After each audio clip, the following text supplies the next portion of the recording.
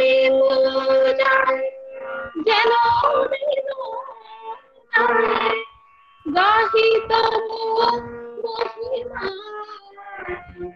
বর্ণা ত্রিলোক যেতা বরণা পতিত বিশ্বজননী অভয়া বরদা অসীমা বরদা ত্রিলোক পূজিতা বরদা ত্রিলোক পূজিতা বরদা। জয় গুরু।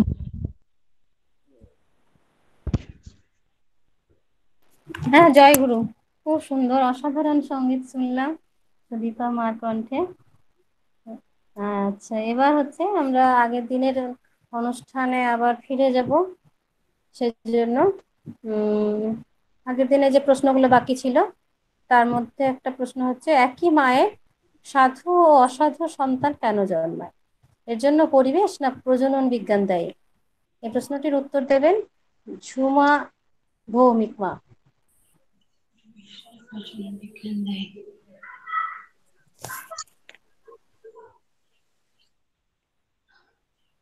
জয় গুরু। জয় গুরু। জয় গুরু। তো আমি পরম প্রেমময় শ্রী শ্রী ঠাকুরের শ্রীরাতুল শ্রীচরণে কোটি কোটি প্রণাম জানাই।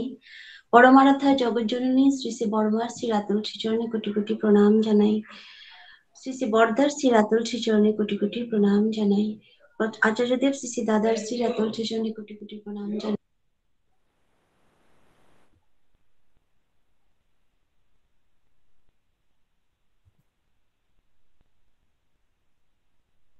মা আনমিউট করুন, আপনার মাইকটা মিউট হয়ে গেছে। বলো কি, আমি একটু 10 মিনিট পরে ওখানটা ঢুকছি, এক জায়গায় আলোচনা করছি। ওই কামপুরের কথা বলেছিলাম যে ওরা মানে ওখানটা মানে সবাইকে আমি আমার আনন্দিত জয়গুরু জানাচ্ছি।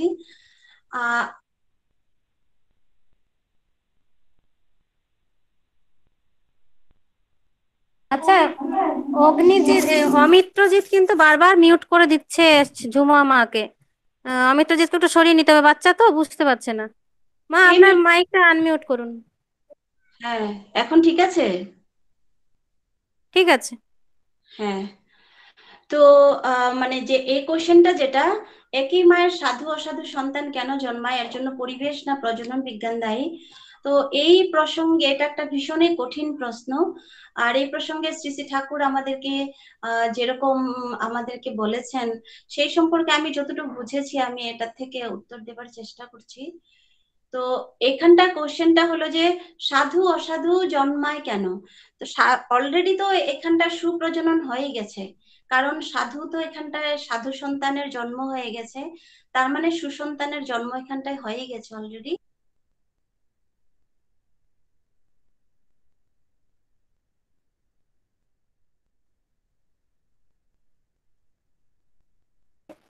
মাইক বন্ধ হয়ে গেছে।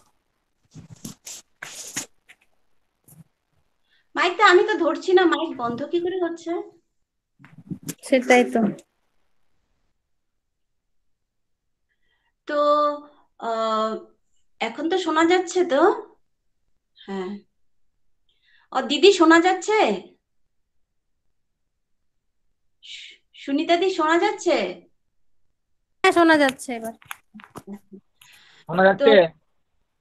হ্যাঁ, তো পরিবেশ শ্রী শ্রী ঠাকুর যেটা আমাদেরকে বলেছেন, তো সুপ্রজননের জন্য পরিবেশ যেমন ভাবে দায়ী, বিজ্ঞানও প্রজনন বিজ্ঞানও আছে, পরিবেশও আছে, দুটা মিলেই একটা সুপ্রজনন হয়। আর যদি পরিবেশ মিলে আর সুপ্রজনন বিজ্ঞান যেটা সেটা মিলে যদি সুপ্রজনন হয়, মানে সাধু সন্তানের জন্ম হয়, তাহলে এই দুটা যেটা পরিবেশ আর প্রজনন বিজ্ঞান দুটোই কিন্তু আবার অসাধু সন্তানের জন্মের ক্ষেত্রে দুটো আবার দায়ী। তো শ্রী শ্রী ঠাকুর এখানটায় আমাদের কোশ্চেন এসে যাচ্ছে যে পরিবেশ যেটা নেচার ভিএস যেটা নার্চার, নেচার না নার্চার। তো শ্রী ঠাকুর কিন্তু দুটোর কথাই সুন্দর করে বলেছেন, যে দুটোই কিন্তু দায়ী। কেননা একটা যখন জন্ম হয় যখন, তখন শ্রী ঠাকুর বলেছেন যে জন্মের ক্ষেত্রে যেই ভূমিটা থাকবে, যে ভাব ভূমিটা থাকবে, সেই ভাব ভূমি অনুযায়ী কিন্তু সন্তান আসবে। তো এখন যদি ভাবভূমিতে থাকে যে দুজনের মনেই, স্বামী স্ত্রী দুজনের মনেই খুব পবিত্র ভাব আছে, যেরকম শ্রী ঠাকুর বলেছেন যে তোমরা যদি কোনো ধরো কোনো সে বুদ্ধদেবের নাটক দেখে আসলে বা চৈতন্যদেবের নাটক দেখে আসলে, তারপর দুজনেরই মন একদম ভাবে বিভোর, দুজনেরই এত ভালো লেগেছে, তো সেই পবিত্র উদ্দীপনায় হয়তো তারপর স্বামী এসে স্ত্রীর কাছে এগুলো নিয়ে বিভিন্ন আলাপ আলোচনা হচ্ছে, আর স্ত্রীরও খুব ভাব বিভোর হয়ে গেছে ভক্তিতে, আর সেই ভক্তির উদ্দীপনায় স্বামী স্ত্রীর যেই মিলন হলো, তো শ্রী ঠাকুর বললেন যে সেই মিলনের ফলে যেই সন্তান আসবে সে কিন্তু ছোট থেকে হরিবোল হরিবোল করবে, ছোট থেকে হরি হরি বলবে, হয়তো মুখে কথা ফোটেনি কিন্তু সে কিন্তু হরি হরি বলছে। আবার একই কথা শ্রী ঠাকুর বলেছেন যে এই পরিবারটি যদি আবার কখনো এমন হয়, শ্রী ঠাকুরের যেগুলি সুপ্রজননের বিরুদ্ধে, যেগুলি যেমন শ্রী ঠাকুর বলেছেন যে দুইজনেই স্বামী স্ত্রী হয়তো খুব ঝগড়াঝাটি করলো, মন খুব মানে বিঘ্নিত হয়ে আছে দুজনেরই, তো সেই যে ভাবভূমি, তো দুজনেরই মনে হচ্ছে যে মরে যাই, কারোর ইচ্ছা নেই যে পৃথিবীতে বেঁচে থাকি, এত ঝঞ্ঝাল, এত অশান্তি, এত ঝগড়াঝাটি আর ভালো লাগে না, এই যে ভাবভূমি, দুজনেরই মনে হচ্ছে মরে যাই, তো সেই ভাবভূমিতে এমন একটি সন্তান আসবে, তো যে যার মৃত্যু হয়তো খুব সামনে, হয়তো যিনি খুব বেশি দিন পৃথিবীতে বাঁচবে না, যে সন্তান। তো তারপর শ্রী ঠাকুর বললেন যে তারপর আরেকটি পয়েন্ট আছে এখানটায়, যে স্বামী হয়তো স্ত্রীর স্ত্রীতে মানে ইল্ডিং মানে হচ্ছে সে নতি স্বীকার করে সংসার চালায়। বাইরের থেকে হয়তো দেখা যাবে যে সংসারটাতে খুব মিল আছে, স্বামী স্ত্রীতে খুব মিল আছে, কিন্তু একচুয়ালি দেখা যাচ্ছে যে সেখানটায় সেখানটা কি হচ্ছে, মানে স্বামী স্ত্রীর প্রতি বশ্যতা স্বীকার করে যাই বলছে স্ত্রী তাই মানছে, এই যেটা পজিশন, সেই পজিশনে কিন্তু যখন মিলন হবে তখন স্বামী ডমিনেন্স থাকবে না, স্ত্রী ডমিনেন্সিটাই থাকবে, আর সেখানটা ঠাকুর বলেছেন এই পরিপ্রেক্ষিতে সুসন্তান আশা করা যায় না। আর যদি অসাধুর কথা, যেরকম শ্রী ঠাকুর এক জায়গায় বলেছেন, আমি এটা পরে শোনাচ্ছি, যে পিতামাতার 5টি সন্তান 5-এরও কম কেন হয়। তো শ্রী ঠাকুর এখানটা বললেন যে পিতামাতার উপগতির সময় যে ভাবটা প্রিডোমিনেন্ট থাকে, মানে প্রধান থাকে, তার দ্বারা অনেকখানি রঞ্জিত হয়। তারপর ওই যেটা আমি বললাম, গৌরাঙ্গদেব সম্বন্ধে দুজন থিয়েটার দেখে আসলো, ওইসব কথাই হচ্ছে ভাবছে, তখন মিলন হয়ে কনসেপশন হলো, ছেলে হয়তো কথা ফুটতে না ফুটতেই হরিবোল হরিবোল করতে থাকবে। গর্ভে আসাকালীন পিতামাতার ভাবভূমি অনুযায়ী আরেকজন হয়তো একটু বড় হতে না হতেই কুত্তা মেরে বেড়াবে। তো শ্রী ঠাকুর এরকম করে বলেন, একই মা বাবা কিন্তু ভাবভূমি অনুযায়ী দুরকম সন্তান হচ্ছে। আর আমরা প্রায় ঘরে এটা দেখি যে হয়তো একই ঘরের সন্তান খুবই ভালো, যেরকম আমরা দেখতে পাই ইতিহাসে, যদি আমরা দেখি মহাভারতে, তো শ্রীকৃষ্ণ যেই বংশে এসেছিলেন, মানে শ্রীকৃষ্ণের মা দৈবকী, আর আবার শ্রীকৃষ্ণের মামা ছিলেন কংস। একই মা বাবার থেকে একজন হলেন সেই পরম পিতা, তার মাতৃ হলেন, আর আরেকজন আমরা কংসকে জানি, যাকে মারতে শ্রীকৃষ্ণ জন্ম নিয়েছিলেন আমরা বলতে পারি। তো এই একই মা বাবার থেকে একজন একদম চূড়ান্ত সাধ্বী সতী, আবার আরেকজন চূড়ান্ত অসাধু, একই মা বাবার থেকে জন্ম হলো। তো সেই ভাবভূমিকেই শ্রী ঠাকুর বারবার বলেছেন, সেই জন্য আমাদের শ্রী ঠাকুর বলেছেন যে সেই জন্য ইষ্ট কেন্দ্রিক হয়ে চলা। কেননা বুদ্ধি করে, ঠাকুর বলেছেন যে বুদ্ধি করে ওই মিলনকালে ভালো ভাব, উঁচু ভাব ভূমি নিয়ে থাকা যায় না। আর তার জন্য শ্রী ঠাকুর বলেছেন আমাদেরকে অবিরত ভাবে অচ্যুত হয়ে, অচ্যুত নিষ্ঠা হয়ে, সেই উচ্চ চলনশীল যেটা চলন, সেই উচ্চ মার্গী চলন, শ্রী ঠাকুরকে লক্ষ্য করে চলা, সেই চলন যখন আমাদের দাম্পত্য জীবনে থাকবে, স্বামীর জীবনে থাকবে, স্বামী থাকবে ইষ্ট নিয়ে পাগল হয়ে, সেই বিশাল বিস্তৃত জীবন নিয়ে, ইষ্টকেন্দ্রিক জীবনে আদর্শ প্রাণ হয়ে। আর স্ত্রী তাকেই সেবা করে ভক্তি করে। স্ত্রী থাকতে হবে স্বামী অনুগত প্রাণ। স্বামীর প্রতি যদি স্ত্রীর ভক্তি না থাকে, তাহলে শ্রী ঠাকুরের ভাষায় সেখানটায় সুপ্রজনন আশা করা যায় না। কেননা স্বামীর ভিতরের যে ভাবগুলি আছে, অলরেডি যে ভালো ভাবগুলি আছে, সেগুলিকে সেই নারী পরিপুষ্ট করে নার্চারিং দিতে পারবে না। হয়তো একজন স্বামীর খুব উচ্চত ভাবভূমিতে আছে, কিন্তু স্ত্রীর সেই ভক্তিটা নেই, স্বামীর দিকে যে গ্রহণ মুখর, যে আগ্রহ মুখর যে ভাবটা, সেই ভাবটা তো ভক্তির থেকেই আসে। স্বামীকে ভালোবাসলে স্বামীর প্রতি তীব্র যেটা টান, যে সতীত্ব, সেই সতীত্ব থেকেই সে আগ্রহ মুখর ভাবটা আসে। তো সেই ভাবটা যদি না থাকে, তাহলে স্বামীর যে ভালো ভাবগুলো আছে সেগুলো স্ফুটন হবে না। হয়তো কিছুটা পারলো না, সেটা একটা কথা। আর যখন দুজনেই খুব খারাপ কিছু একটা, হয়তো অসাধু, তো আমাদের জীবনে যেমন সাধু আছে তেমনি অসাধু আছে, সেটা আমার যেমন দিন রাত্রি, তেমনি আমাদের জীবনে সাধু অসাধু আছে। আমরা যেমন সাধুর কথা নিয়েও চলি, যেমন শ্রী শ্রী ঠাকুর বললেন গৌরাঙ্গ দেবের বুদ্ধদেবের নাটক দেখে তারপরে মিলন হলে যেটা হয়। আবার এরকম পরিস্থিতিও হয় যে আমরা অসাধু জিনিস নিয়েও অনেক আলোচনা হয় আমাদের মাঝখানে। তো অসাধু জিনিস নিয়ে যদি আলোচনা হয়, সেখানটায় শ্রী শ্রী ঠাকুর বলেছেন যে সেখানটায় মানে মিলন করতে নেই। বারে বারে শ্রী শ্রী ঠাকুর বলেছেন এই বিষয়ে তোমরা সাবধান হও। কেননা আমরা যদি বিবাহটাকে খেলনা ভাবি, আর ছেলে মেয়ে জন্ম হবে সেটাকেও খেলনা ভাবি, তাহলে যা হবার পৃথিবী এখন যা হচ্ছে তাই হবার। আর শ্রী শ্রী ঠাকুর এই জন্য দুঃখ করে বারে বারে বলছেন যে তোমরা মা, আমরা যতক্ষণ না ঠিক না হচ্ছি ততক্ষণ সমাজ ঠিক হবে না। কেননা আমরাই জন্ম দিতে পারি, ছেলেরা জন্ম দিতে পারে না। শ্রী শ্রী ঠাকুরকে কোশ্চেন করা হয়েছিল যে ঠাকুর, ছেলে আর মেয়েদের মধ্যে পার্থক্য কি? তখন শ্রী শ্রী ঠাকুর বলেছিলেন, এক জায়গায় অনেকভাবেই শ্রী শ্রী ঠাকুর বলেছেন, এক জায়গায় বলেছিলেন যে মেয়েরা মা হয় আর ছেলেরা বাবা হয়, সেটাই ভাইটাল পার্থক্য। তা আমরা হলাম মা, আমরা জন্মদাত্রী, আমরা অন্যদিকে যেটাই করি না কেন, কিন্তু আমাদের মেইন আমাদের বৈশিষ্ট্য হলো যে আমরা জন্ম দিতে পারি। আর আমাদের সবারই কাঙ্ক্ষিত যে আমরা যেন সুপ্রজনন, আমরা সুসন্তানের জন্ম দিতে পারি। কেননা যখন আমরা ফ্যামিলিতে প্রবেশ করি, তখন আমার দ্বারা একটা কুসন্তানের জন্ম হলো, যার দ্বারা সমাজের ক্ষতি হচ্ছে, আমিও শান্তি পাচ্ছি না মা হিসাবে, সেটা আমরা চাই না। আমরা যতই আমরা বিদুষী হই না কেন, সেটা আমরা চাই না। তার জন্য যেই প্রসেসে গেলে যেটা পাবো, আমাদের সেই প্রসেসে যেতে হবে। এই যে ভাবভূমির কথা শ্রী ঠাকুর বারে বারে বলেছেন। আবার এক জায়গায় শ্রী ঠাকুর বলেছেন যে, আরেকটা আমি খুব সুন্দর কথা আছে ঠাকুরের, সেটা বলছি, যে একই পিতার বিভিন্ন সন্তানদের মধ্যে সম্পূর্ণ আলাদা রকম দেখা যায় কেন? তো শ্রী শ্রী ঠাকুর বলেছেন যে ইনস্টিংক্টটা যে প্রবৃত্তি নিয়ে খেলা করে মানুষের জন্ম হয় তার ভিতর দিয়ে, এইভাবে তফাৎ হয়ে যায়।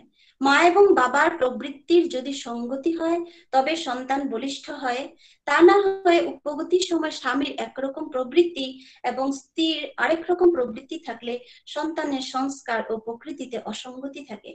হঠাৎ প্রবৃত্তি উন্মাদনায় যৌন মিলন সংঘটিত হলে শক্তিমান সন্তানের আবির্ভাবের পথ সুগম হয় না। হয়তো ভালো ইচ্ছা আছে, কিন্তু শরীরে তার উপায়িত করতে পারে না।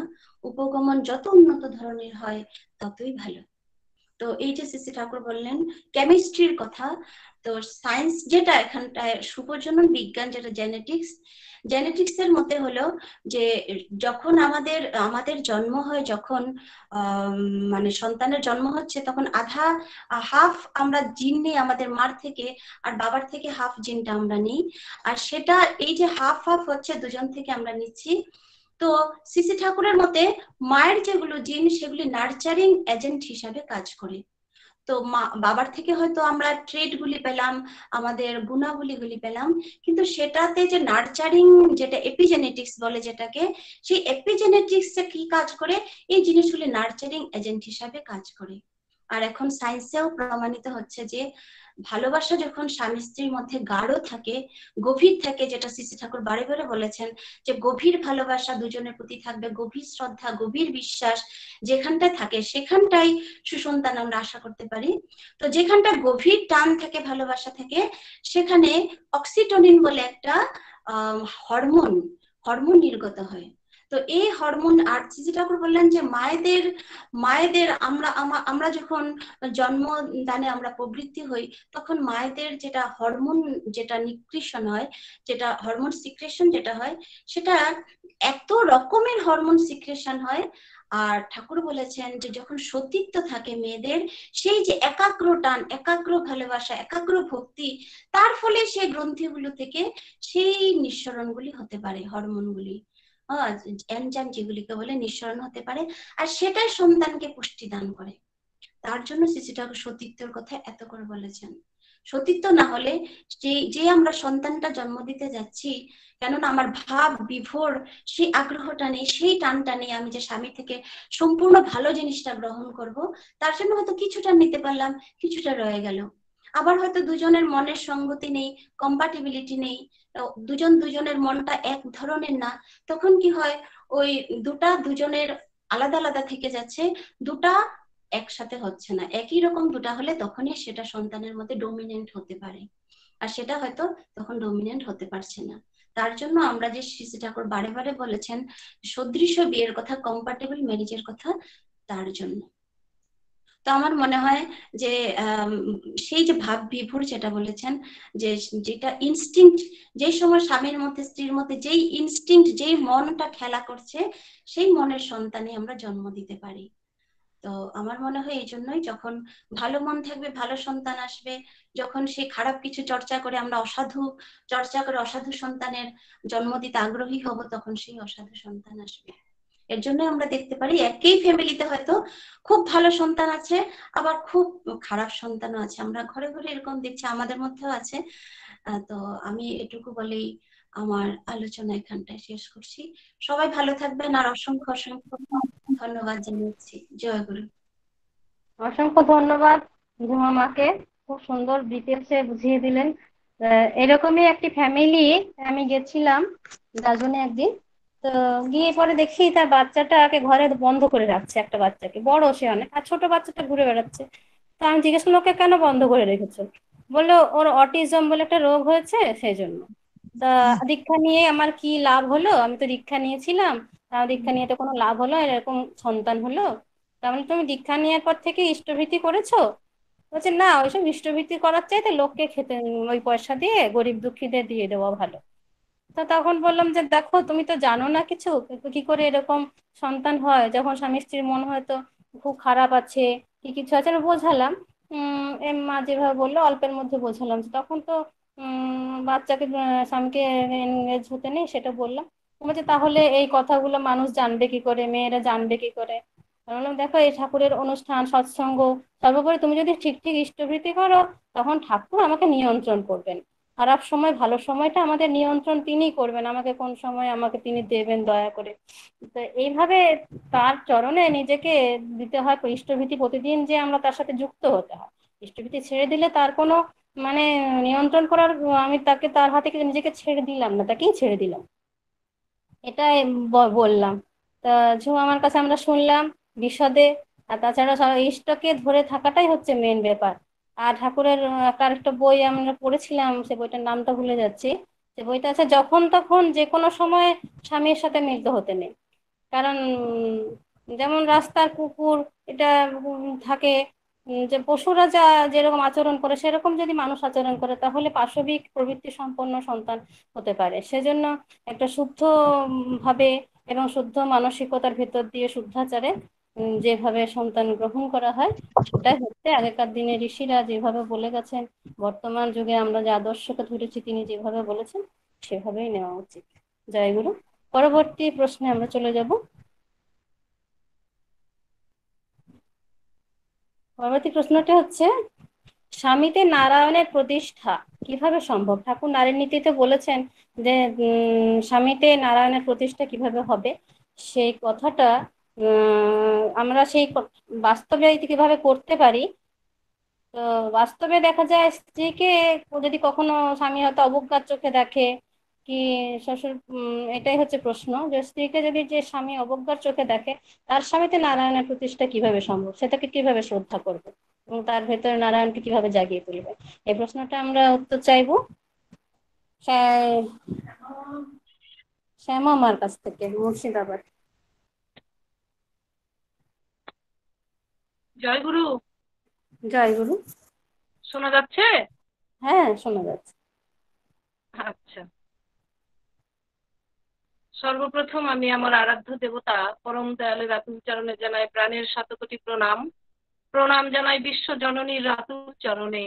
প্রণাম জানাই যুগ আচার্যদেব শ্রী শ্রী বর্দার রাঙাচরণ কমলে। প্রণাম জানাই বর্তমান আচার্যদেব তথা সংঘাচার্য শ্রী শ্রী দাদার অভয় চরণ কমলে। প্রণাম জানাই পরম পূজনীয় শ্রী শ্রী বাবাই দাদার শ্রী চরণ কমলে। যারা অনলাইনে উপস্থিত আছেন, আমার শ্রদ্ধেয় দাদা, ভক্তিমতী কল্যাণময়ী সর্বসৌরভময়ী মা, ছোট ছোট ভাই ও বোনেরা, প্রত্যেককে যথাযোগ্য স্থানে আমার আনন্দিত জয়গুরু স্নেহ ভালোবাসা জানাই। আজকে মানে কালকে থেকে এই আলোচনাগুলো শুনছি, ভীষণ ভালো লাগছে। অনেক কিছু শিক্ষার জিনিস পাওয়া যাচ্ছে। আমরা অনেক মানে অনেকটাই আমাদের শিক্ষা হচ্ছে এবং কালচার হচ্ছে।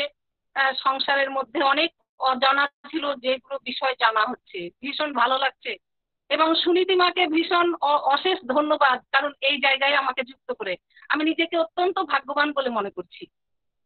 তো যাই হোক, যে প্রশ্নটা করা হয়েছে যে স্বামীতে নারায়ণের প্রতিষ্ঠা কিভাবে সম্ভব, যে তার স্ত্রীকে অবজ্ঞার চোখে দেখে।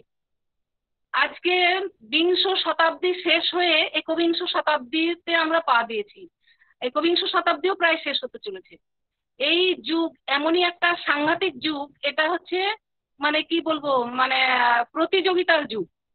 এখানে কেউ কাউকে মানে ইয়ে করে না, মানে সবাই যেন সবাইকে ফেলে আগে যেতে চাই চলে, স্ত্রী পুরুষ নির্বিশেষে প্রত্যেককে। তো এইরকম একটা সন্ধিক্ষণে দাঁড়িয়ে মানে এই একটা বিতর্কিত প্রশ্ন, এখানে নেগেটিভ এবং পজিটিভ দুটো দিকই মানে আছে।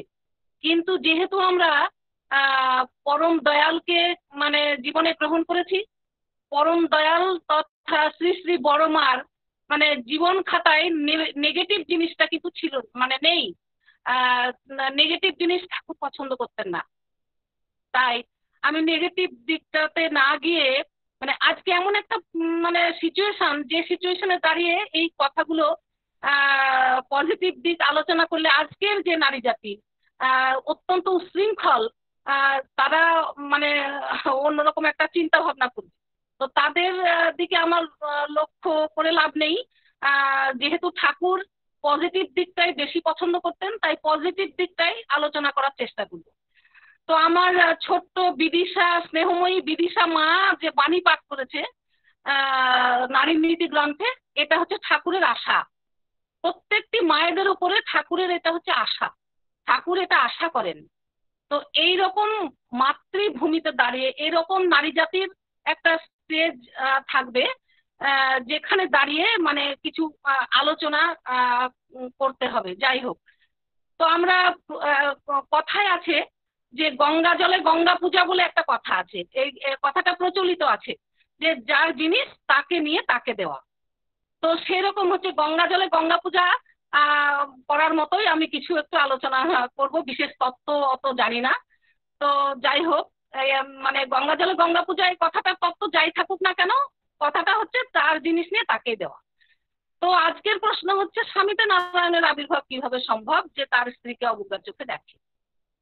এখন এর উত্তর আমলের যে মানে হক কথার উত্তর যদি আমিও দিতে পারতাম, যদি আমি স্বেচ্ছাচারী মানে স্বাধীন, আজকের যে স্বাধীন সেই স্বাধীন বা স্বেচ্ছাচারী যদি হতাম, তাহলে আমি দিতে পারতাম। কিন্তু যেহেতু আমি প্রথমেই বলেছি আমরা পরম দয়ালের চরণাশ্রিত, আমরা সৎসঙ্গী, পরম পিতাকে ভালোবাসি, তাই সেই কথার উত্তর সেভাবে দেওয়া যাবে না। তো কি কথাটা হচ্ছে যে আমরা সুখ অর্থাৎ পরম দয়াল সুয়ের অধীন আমরা স্বাধীন, সুয়ের অধীন হয়ে আমরা কিন্তু স্বাধীন হয়েছি। তাই দয়াল, পরম দয়াল প্রত্যেকটা জিনিসকে সুন্দরভাবে অত্যন্ত নম্র ভদ্রতার সঙ্গে প্রত্যেকটা জিনিসকে পরিবেশন করার কথা ঠাকুর বলেন। প্রত্যেকটা মানুষকে নমনীয় এবং মানে সুন্দর থেকে সুন্দরতর হওয়ার কথা কিন্তু ঠাকুর মানে বলেন। তো দয়াল মানে সমনকেও দয়াল কিন্তু বলেছেন বিনয়ের সঙ্গে, সমন আমায় ছুঁয়ো না, আমার জাত দিয়েছে, যবে থেকে দয়াল গুরু আমায় দয়া করেছে। তো আজকে প্রচলিত সমাজ ব্যবস্থায় স্বামী কথাটা প্রায় মানে স্বামী কথাটাই নাই, লাইফ পার্টনার, জীবন মানে কি বলবো বন্ধু, এরকম বিভিন্ন ধরনের। কালকে একটা নারী নীতির বাণী পাঠ হয়েছে যে স্বামীকে বন্ধুর মতো আচরণ করিও না, বরং ভাবিও আচার্যের মতো, দেবতার মতো। এই জিনিসগুলো আজকে সমাজ থেকে কিন্তু উঠে গিয়েছে, নেই। তাই স্বামী কথাটাই প্রায় অপ্রচলিত। সেই জায়গায় দাঁড়িয়ে আমি স্বামীতে নারায়ণের আবির্ভাব এই কথা প্রমাণ করতে হলে মানে আর এর বিরুদ্ধে কিছু কথা বলতে গেলে জ্ঞান দিয়েও হবে না, এর দরকার। হ্যালো হ্যাঁ হ্যালো, হ্যাঁ হ্যাঁ শুনতে শোনা পাচ্ছি। যাচ্ছে? আচ্ছা হ্যাঁ আচ্ছা, শুনতে আমি পাচ্ছি। একটা চলে এসতে তাই। আচ্ছা, তো সেই জায়গায় দাঁড়িয়ে কিন্তু আমি মানে কি বলবো নেগেটিভ দিকটা আলোচনা করা কিন্তু যাবে না। তো যাই হোক, সাহস এবং দয়ালের আশীর্বাদ অত্যন্ত দরকার। হ্যাঁ, যেটা বলছিলাম যে গঙ্গা জলে গঙ্গা পূজা, মানে সেই প্রশ্নের উত্তর পরম দয়ালের যে নারীর নীতির কয়েকটা বাণী আছে, আমি সেই বাণীগুলো বেছে নিয়ে তার উপরে কিছু কথা বলার চেষ্টা করি। তো নারীর নীতি গ্রন্থের 88 নম্বর বাণীতে ঠাকুর কি বলছেন আমরা একটু দেখি। স্বামীতে দেবভাব, ঠাকুর বলছেন স্বামীকে দেবতা বলিয়া মনে করিবে, আর দেবতা মানে তাহাই যাহা বা যিনি তোমার চক্ষুর সম্মুখে উজ্জ্বল হইয়া দাঁড়াইয়া মনকে উজ্জ্বল ও উৎফুল্ল করিয়া তুলিতেছেন। দেখিও তোমার সেবা আচরণ বা ভ্রান্ত প্রেরণায় ইহা মলিন হইয়া না ওঠে। তুমি তাহার জ্যোতি ও আনন্দের ইন্ধন হইও, কিন্তু এত বা এমনতর হইও না যাহাতে চাপা পড়িয়া নিভিয়া যায়। আবার 89 নম্বর বাণীতে বলছেন স্বামীকে জাগ্রত ভালোবাসা, লক্ষ্য রাখিও তোমার স্বামীর প্রতি ভালোবাসা জাগ্রত ও প্রেরণাপুষ্ট থাকে। তিনি যেন তোমার সংস্রবে আসিয়ায় আদর্শ ও পারিপার্শ্বিকের সেবায় উদ্দাম হইয়া বাস্তবতায় উপচিয়া পড়েন। তাহার সংকোচ আনিও না, সংকীর্ণ করিয়া তুলিও না, আত্মপরায়ণতায় নিবদ্ধ করিয়া তুলিও না। স্বস্তি যশ ও শান্তি তোমাদের উভয়ের বন্দনা করিবে। এই দুটো বাণীর মধ্যে দিয়ে পরম দয়াল স্বামীর প্রতি স্ত্রীর কর্তব্য কিন্তু নির্ধারণ করে দিয়েছেন। এখানে কোনো কিন্তু বা বিরূপ প্রশ্নের কোনো অবকাশ নাই। তাহলে এবার দেখা যাক নিঃস্বার্থ ভালোবাসা, যে এই যে নিঃস্বার্থ ভালোবাসা বাণী দুটোর মধ্যে দিয়ে দেখা গেল, তাহলে এই ভালোবাসার বিনিময়ে স্ত্রীর কি প্রাপ্য, স্ত্রী কি পেল। তো 92 নম্বর বাণীতে ঠাকুর আবার বলছেন স্বামীর ভালোবাসার পরিমাপে, বলছেন স্বামী কেমন করিয়া কতখানি তোমাকে ভালোবাসেন তাহার হিসাব নিকাশ রাখিতে যাইও না। অন্যের ভালোবাসার সাথে তাহার ভালোবাসার তুলনা করিয়া ক্ষুব্ধ হইও না। যাহা পাও তাহাতেই উৎফুল্ল হইও, কিন্তু দেওয়ার বেলায় তাহার ধাতু ও অবস্থা বুঝিয়া এমনতর দিও যাহা তিনি কোথাও পান নাই, আর পাইয়াও কোথাও পাইতে আশাও করেন না। দেখিবে তৃপ্তি ও আনন্দ তোমাদের উভয়ের কেনা গোলাম হইয়া থাকিবে। এত সুন্দর কথা ঠাকুর বলেছেন। তো যাই হোক, সংসারে মানুষের যা কিছু কর্ম প্রচেষ্টা সবই তো সুখের জন্য, আনন্দের জন্য, তৃপ্তির জন্য। পরম দয়াল এই বাণী দুটোর মধ্যে দিয়ে তা খুব সুন্দরভাবে বুঝিয়ে দিয়েছেন। তো বেত্তা পুরুষের বাণী আর কালের কালিমাময় প্রচলিত সমাজ ব্যবস্থায় এ কথা হলফ করে বলা যাবে না, কারণ সেখানেও কিন্তু ঠাকুর সাবধানী বাণী দিয়েছেন। ঠাকুরের শ্রীহস্তলিখিত সত্যানুসরণ গ্রন্থে ঠাকুর এক জায়গায় বলছেন যে মানুষের আকাঙ্ক্ষিত মঙ্গল তার অভ্যস্ত সংস্কারের অন্তরালে থাকে, আর মঙ্গলদাতা তখনই দণ্ডিত হন যখন দেওয়া মঙ্গলটার সাথে অভ্যস্ত সংস্কারের বিরোধ উপস্থিত হয়। তাই প্রেরিত পুরুষ স্বদেশে কুৎসামণ্ডিত হন।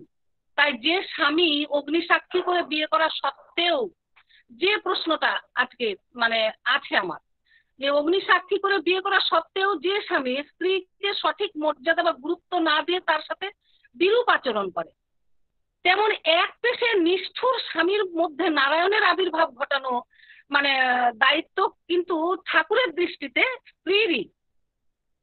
এ কথা শুনলে আজকের মানে ললনাকুল লাঠি হাতে হৈ হৈ করে উঠবেন, কিন্তু উপায় নেই। ঠাকুর যেহেতু বলেছেন আমাদেরকে সেটা মানতেই হবে। তাই উপায় আমি আগেই বলেছি যে আমরা সুয়ের অধীন হয়ে স্বাধীন হয়েছি, তাই আমাদের সেটা করতেই হবে। কিন্তু সে মানে যেহেতু আমরা স্বাধীন তাই আমাদের এটা করতেই হবে, কিন্তু আমরা তো স্বেচ্ছাচারী নই, কারণ ঠাকুর স্বেচ্ছাচারী কখনোই পছন্দ করেন না, কখনোই আমরা স্বেচ্ছাচারী নই। তাই আমাদের কাছে তার ইচ্ছাটাই কিন্তু মঙ্গল, আর তিনি যা ইচ্ছা করেন সেটাকে বাস্তবায়িত করাই হচ্ছে আমাদের কাজ। এই যে কালকে থেকে যত আলোচনা হচ্ছে প্রত্যেকটা ঠাকুরের নীতি অনুযায়ী, ঠাকুর যা চেয়েছেন তার ভাবধারার উপরে, ভাবভূমির উপর দাঁড়িয়ে কিন্তু আমাদের প্রত্যেকটি আলোচনা এবং প্রত্যেকটি মায়েদের করণীয়। যতই আমরা বলি না কেন, চিৎকার করি না কেন, কিছু হবে না। ঠাকুর সমস্ত দিয়ে গিয়েছেন, শুধু আমাদের করতে হবে। ব্যাপারটা হচ্ছে করার বাস্তবভাবে।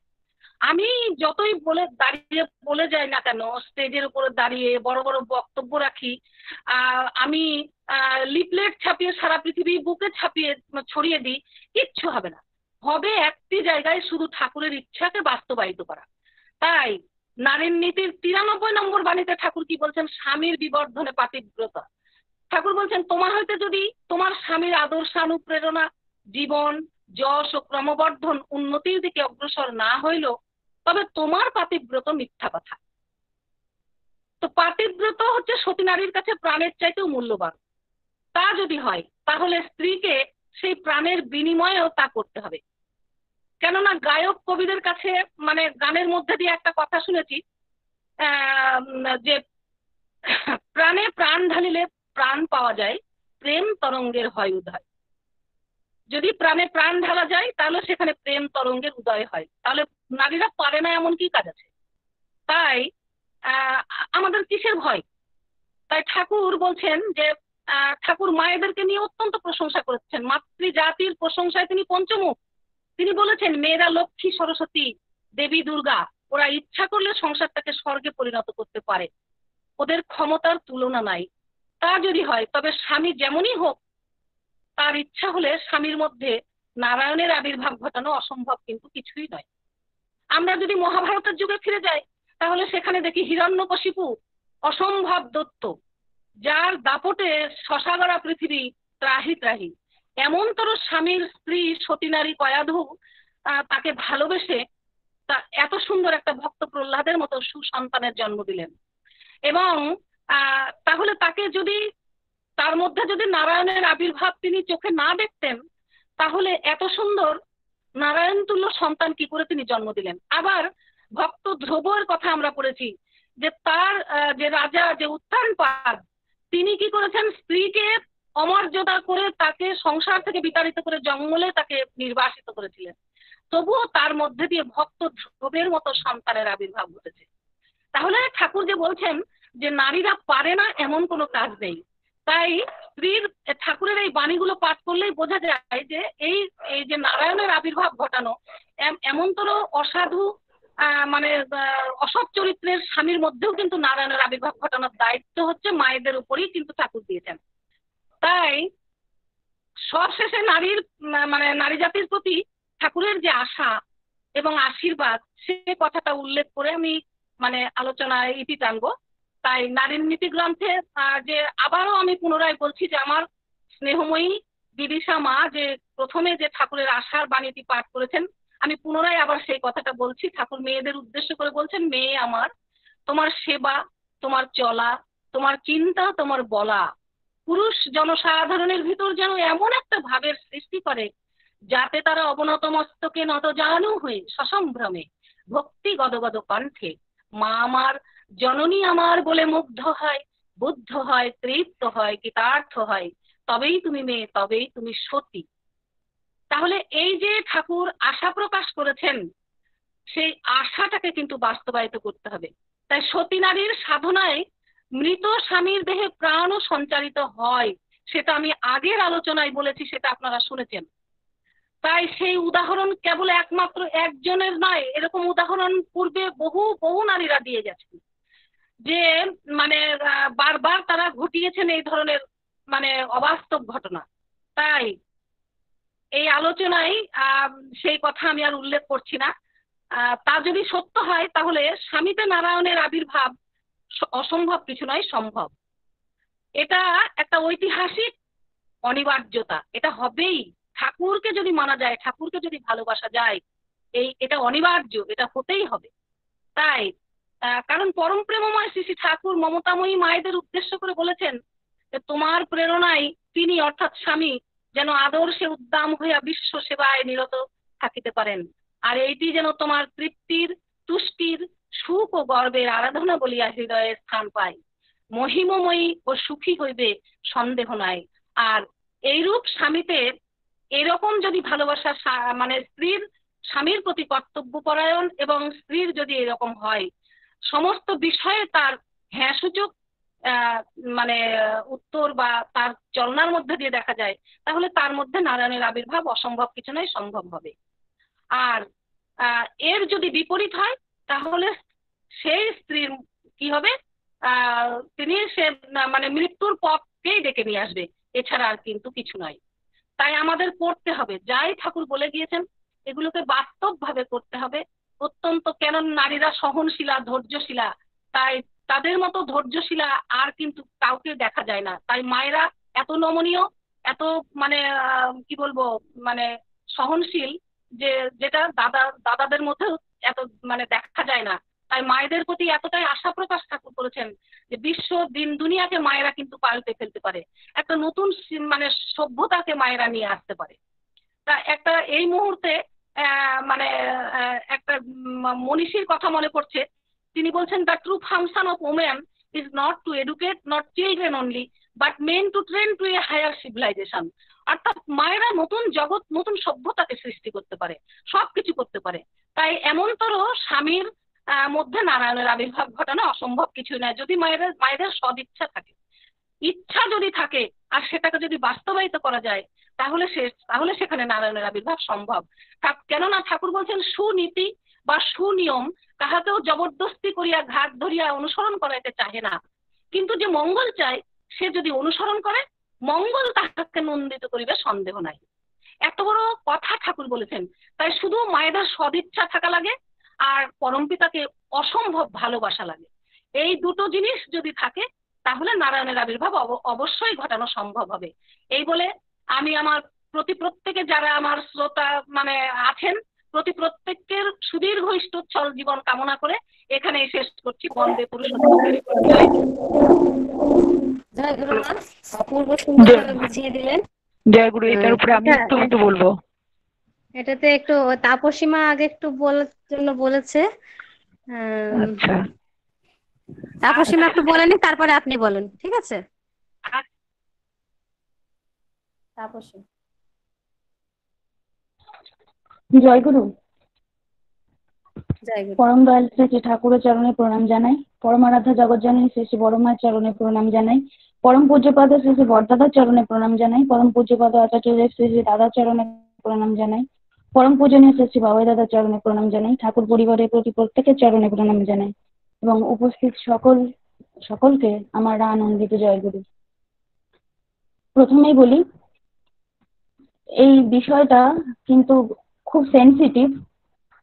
তো এই বিষয়ে আমার কোনো কিছু বলার যোগ্যতা একেবারেই নেই, কারণ এত সুন্দর করে প্রত্যেকটি মা এত সুন্দর করে তারা বলছেন, তাদের জ্ঞান, তাদের বুদ্ধি মানে যে জায়গায় বিচরণ করছে সেখানে আমি সত্যি তাদের থেকে অনেক কিছু শিখছি, অনেক কিছু জানতে পারছি। শুধু আমি 2-4 লাইনে একটু শেষ করব, আমি মূল্যবান সময় একদম নষ্ট করব না। তো কথাটা হচ্ছে, স্বামীতে নারায়ণের ভাব প্রতিষ্ঠা কিভাবে হবে যদি স্বামী যদি অত্যাচার পরায়ণ হয়। তো এক্ষেত্রে আমার মনে হয় যে একেবারে গোড়াতেই গলদ, কিন্তু সেই বিবাহ বিভ্রাট। মানে যদি এখানে নেগেটিভলি ব্যাপারটা ধরতে হবে, এখানে পজিটিভ ব্যাপার কিছুই নেই। আমার যতটুকু ধারণা, আমি সেই ধারণা থেকে বলছি, এখানে পজিটিভ ব্যাপার একেবারেই নেই। কারণ পজিটিভ ব্যাপার যদি থাকে, যদি অনুলোম বিবাহ হয়ে থাকে, তাহলে এই জায়গাটাই তৈরি হবে না।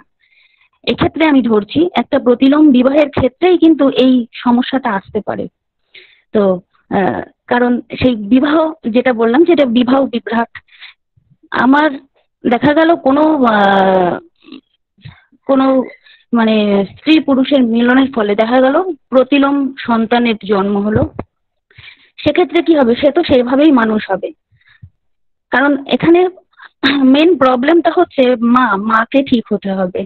মা যেভাবে তার সন্তানকে মানুষ করবে সে কিন্তু সেভাবেই মানুষ হবে। সেই মা যদি ঠাকুরের চরণাশ্রিত না হয়, কিংবা আমি ধরলাম তিনি দীক্ষিত, তিনি ঠাকুরের চরণাশ্রিত হয়েছেন, অথচ তিনি কিন্তু কিছু মেনে চলেন না, সেক্ষেত্রে তিনি তার সন্তানকে কি শিক্ষা দেবেন? তার সন্তান তো সেরকমই তৈরি হবে, নেগেটিভ মাইন্ডেড তৈরি হবে। সুতরাং সে যখন বড় হয়ে তার যখন বিয়ে হবে, সেই পরিবারে অবশ্যই আমার মনে হয় না যে ঠাকুরের বিবাহ নীতি মেনে তারা বিয়ে দেবেন। তো যদি বিয়ে দেন, দেখা গেল ছেলে পছন্দ করে কাউকে নিয়ে আসলো, তাকেই বরণ করে ঘরে তোলা হলো। তো সেক্ষেত্রে দেখা যাচ্ছে ছেলে অত্যাচার পরায়ণ, ছেলে তার বৌমার সাথে খুব খারাপ ব্যবহার করে। এমনকি দেখা যাচ্ছে সেই মা পর্যন্ত, মানে শাশুড়ি, তিনিও ইন্ধন যোগাচ্ছেন সেই ছেলেকে। এটা তো তার ডিউটি নয়, তার ডিউটি হচ্ছে ছেলেকে বোঝানো, ছেলেকে সঠিক পথটা দেখানো। আমার মনে হয় এক্ষেত্রে মানে এটা ব্যাপারটা কিন্তু অনেক জটিল। এখানে মেন ব্যাপার হচ্ছে আমাদের প্রত্যেককে ঠাকুরের চরণাশ্রিত হতে হবে এবং ঠাকুরের কথা মেনেই চলতে হবে। অন্যদিকে তাকালে হবে না, একমাত্র ঠাকুরের চরণাশ্রিত হয়ে চেষ্টা চালিয়ে যেতে হবে। শাশুড়ি বৌমা উভয়কেই চেষ্টা চালিয়ে যেতে হবে, একতরফা হলে কিন্তু হবে না। শুধু বৌমা যদি চেষ্টা করে যায় যে আমি আমার স্বামীকে এমন ভাবে ঠাকুরের পথে আনার চেষ্টা করব, অথচ দেখা গেল শাশুড়ি ইন্ধন যোগাচ্ছে ছেলেকে, সেক্ষেত্রে কিন্তু ভীষণ ভীষণ প্রবলেম হয়। তো আমার মনে হয় তাই যে মা যেটা বললেন যে শেষ পর্যন্ত দেখা যায় মেয়েদেরকে সুসাইডের পথে চলে যেতে হয়, তো সেটা তো কোনো সমাধান নয়।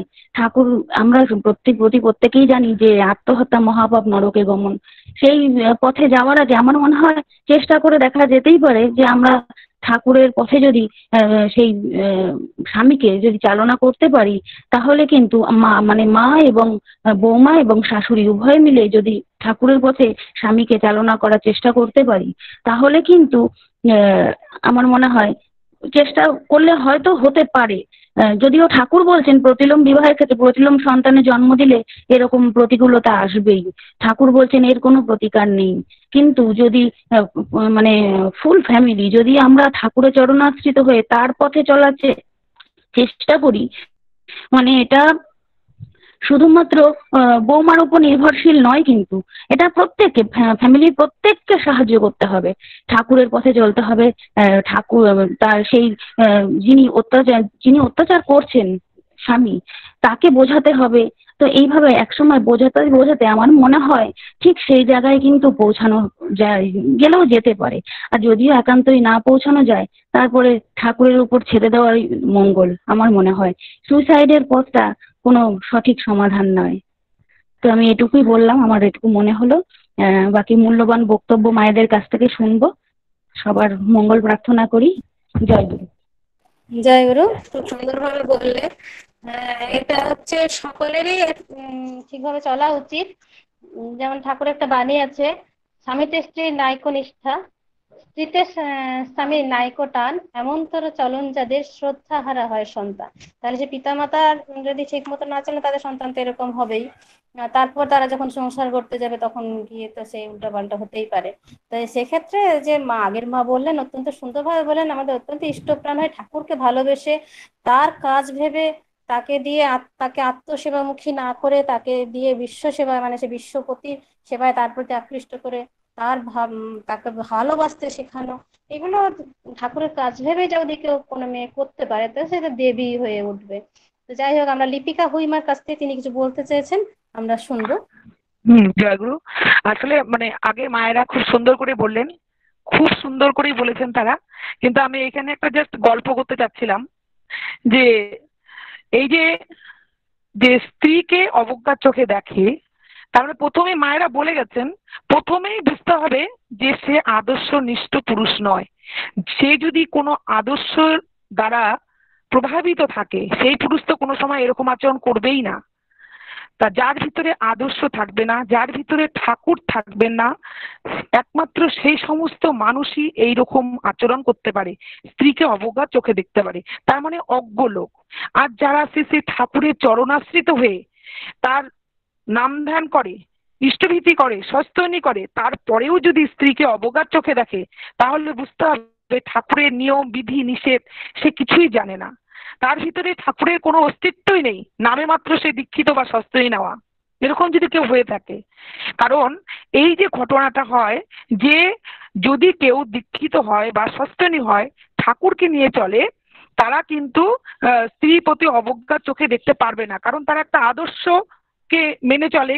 এবং আদর্শকে মেনে চললে কি হবে, স্ত্রী যদি তৈরি নাও থাকে, তাকে তারা তৈরি করে নেয় নীরবতার মধ্য দিয়ে, কর্মের মধ্য দিয়ে।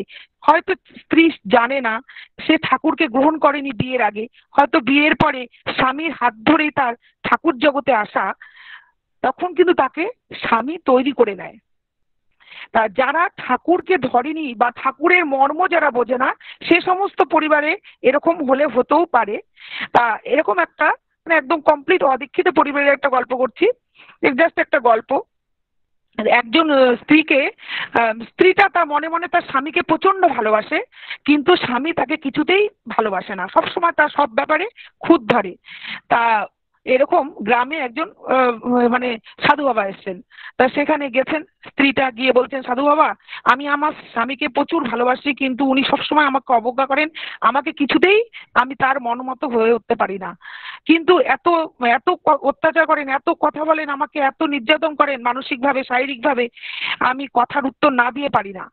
তখন সাধু বাবা কিচ্ছু বললেন না, সাধু বাবা বললেন যে তুই এই এক বোতল জল দিয়ে দিল, বললো যে এই জলটা যখন ফুরিয়ে যাবে এর মধ্যে জল মিশিয়ে নিবি, অল্প জল থাকতে মিশিয়ে নিবি, আর তোর স্বামী যখন বাসায় থাকবে তখন তুই মুখে এক মুখ জল দিয়ে থাকবি, মুখের মধ্যে জল রাখবি, জলটা যেন কোনোভাবেই তুই গিলেও ফেলবি না, ফেলেও দিবি না, যতক্ষণ তোর স্বামী বাসায় থাকবে, বা যতক্ষণ না ঘুমাবে। বললো। তা ভদ্রমহিলা বাড়িতে আসলেন, আসার পর থেকে উনি ওই প্রসেসটাই করে যাচ্ছেন, যে স্বামী ঘরে থাকলেই উনি জল মুখে দিয়ে রাখেন, কাজে স্বামী অনেক রকম তাকে নিন্দা বন্দনা করে, অনেক অত্যাচার করে, মানসিক শারীরিক নানা রকম নির্যাতন করতে যায়, কিন্তু তার ওই যে সাধু বাবা বলেছেন, বলছে 1 মাস পরে আসতে, ওটা হওয়ার 1 মাস পরে আসতে বলেছেন। আর ওর যথারীতি যা যা কর্ম স্বামীর জন্য যা যা করণীয় উনি সব মুখ বুঝে করে যান, সেখানে শ্বশুর শাশুড়ি কেউ থাকেন না, তারা স্বামী স্ত্রী দুজনে। তারপর করে যান, আর স্বামী ভাবে কিরে আমি যে ওকে এত কথা বলি, এত কিছু বলি, ও তো আমার সবকিছু একদম নির্দ্বিধায় করে যাচ্ছে, ও তো কোনো খুঁত রাখছে না, আমি অনেক কিছু বলে রান্না ভালো হয়নি, এটা হয়নি, সেটা হয়নি, ও তো কোনো রকম কোনো উত্তর দেয় না, তাহলে এই ব্যাপারটা কি? কোনো এরকম উনি কন্টিনিউ দেখতে দেখতে দেখতে দেখতে দেখতে একটা সময় হলো কি, স্বামী ওনার মানে স্ত্রীর প্রতি যে এই যে অবজ্ঞার দৃষ্টিতে দেখা, তাকে যে অবহেলা করা আস্তে আস্তে যেন কমে আসলো। 1 মাসও কিন্তু না, 1 মাসের আগেই। হ্যাঁ, মানে ভাবলো যে কি ব্যাপার, এরকম হয়ে গেল কোনো মানুষটা, ও তো কোনো কথার উত্তর দিচ্ছে না। তারপরে 1 মাস পর আবার সাধু বাবার কাছে যখন ভদ্রমহিলা গেলেন, তখন বলে, সাধু বাবা বললেন এখন স্বামী কেমন করে? বলে কি আগে যেরকম করতো এখন এরকম করে না, এখন আমার স্বামীও চুপচাপ হয়ে গেছে, যা রান্না করে দিচ্ছি তাই খাচ্ছে, আর আমি জামা কাপড় যেভাবে ধুয়ে দিচ্ছি সেটাই তার কাছে পরিষ্কার মনে হচ্ছে, আমাকে আর কোনো রকম কিছু বলে না, কোনো রকম খারাপ কিছু বলেন না। তখন সাধু বাবা বললেন ঠিক আছে, ওষুধে কাজ হয়েছে। আর বললেন যে দেখ স্বামীর সেবা যেভাবে দিতে লাগে, যদি উনি অত্যাচারী হয়, এখন না হয় তুই কথা উত্তর দিসনি বলে তোর সঙ্গে অত্যাচার করেনি, তুই এইভাবেই কথা কোনো উত্তর দিবি না, চুপচাপ করে যা, দিনের পর দিন তুই যদি এভাবে করে যাস, দেখবি এক সময় তোর প্রতি তার মায়া আসবে এবং সে তোকে প্রচুর ভালোবাসবে। তার মানে কি? তার মানে হচ্ছে যে স্বামীর যে বিং অ্যান্ড বিকামিং, এটাই কিন্তু স্ত্রীর অস্তিত্ব এবং সমৃদ্ধি। এটা কিন্তু আমাদের বুঝতে হবে যে স্বামীর বিং অ্যান্ড বিকামিংটাই হচ্ছে আমাদের অস্তিত্ব।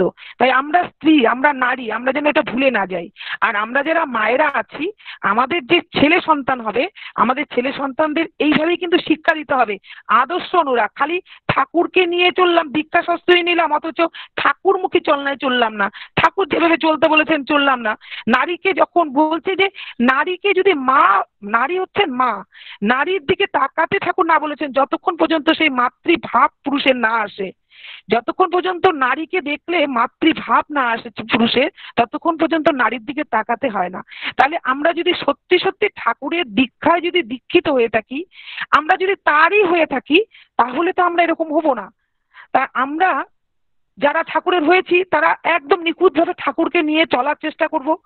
আর চলার চেষ্টা যদি করি, তাহলে আমাদের যে পুরুষরা হোক বা নারীরা হোক, ছেলেই হোক মেয়েই হোক, তারা কিন্তু সেইভাবেই করবে। মানে স্ত্রীকেও স্বামী সেই চোখে দেখবে, আর স্বামীও স্ত্রী, মানে স্ত্রীও স্বামীর মধ্যেই নারায়ণকে খুঁজে পাবে, স্বামীর মধ্যেই তার নারায়ণ প্রতিষ্ঠা হবে। কারণ প্রত্যেকটা মেয়েদের স্বভাব হচ্ছে, অরিজিনাল স্বভাব হচ্ছে নম্রতা। মেয়েরা অরিজিনালি কারো উপর নিজেকে পুরোটাই দিয়ে দিতে চায়, কিন্তু পরিবেশ পরিস্থিতি আচরণ এগুলো মেয়েদেরকে বিক্ষিপ্ত করে তোলে, তখন কিন্তু মেয়েরা বিক্ষিপ্ত মুখী হয়ে যায়। এর জন্য দায়ী আমরা মায়েরা। ছোটবেলা থেকে আমাদের সন্তানকে ইষ্ট চলনায় না চালানোর ফল হচ্ছে এগুলো। তা আমরা যদি ইষ্ট চলনায় সন্তানদের চলাতে পারি, কি ছেলে কি মেয়ে, তাহলে দেখবেন এক একটা সংসার সোনার সংসার হয়ে উঠবে।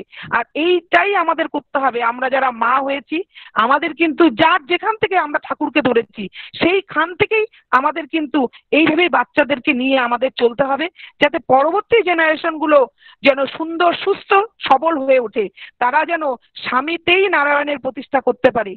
আর আমরা যারা আগে ঠাকুর ধরিনি, অনেক পরে ঠাকুরকে পেয়েছি, আমাদেরও অনেক খুঁত আছে, আমাদের স্বামীদেরও অনেক খুঁত আছে, কিন্তু যখন থেকে পেয়েছি তখন থেকে সেটাকে রিকভার করার চেষ্টা করব।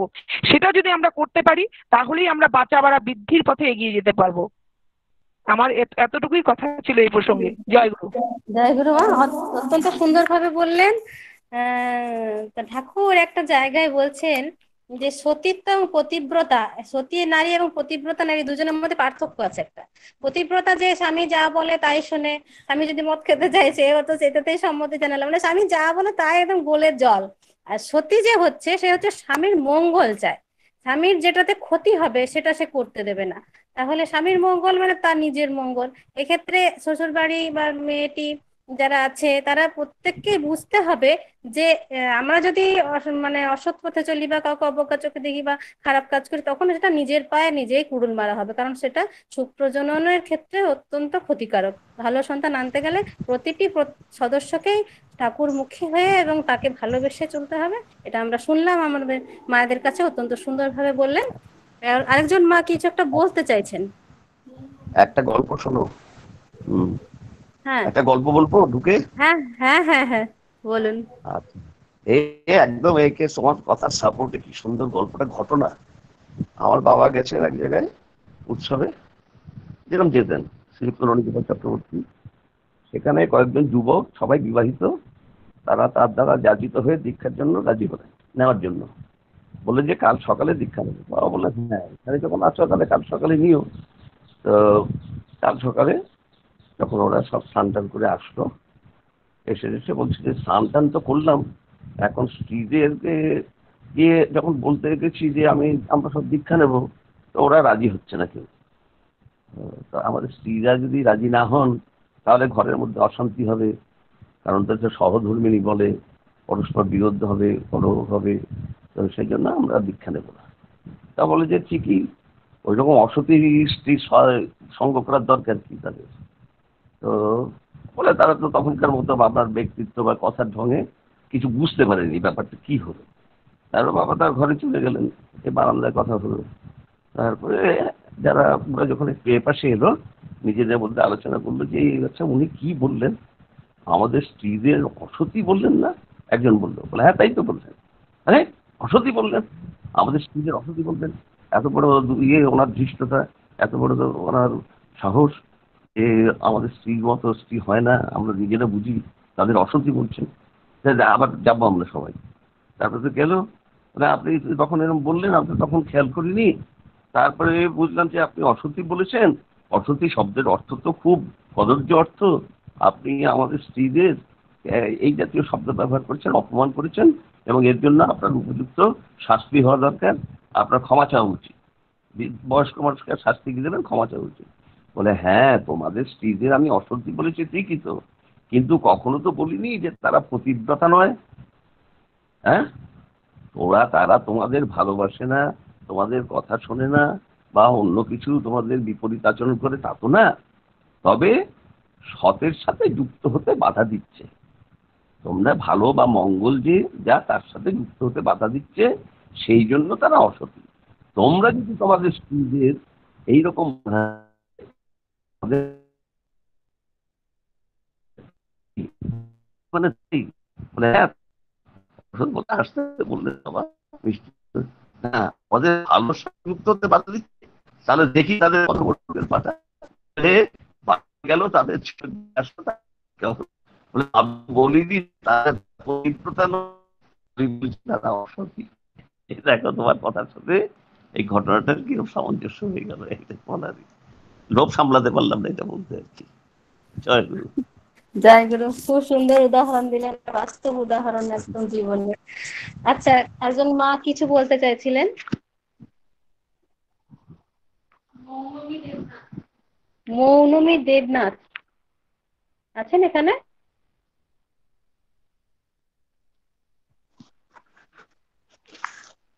নেই, পরের প্রশ্নে চলে যাচ্ছি। পরের প্রশ্ন,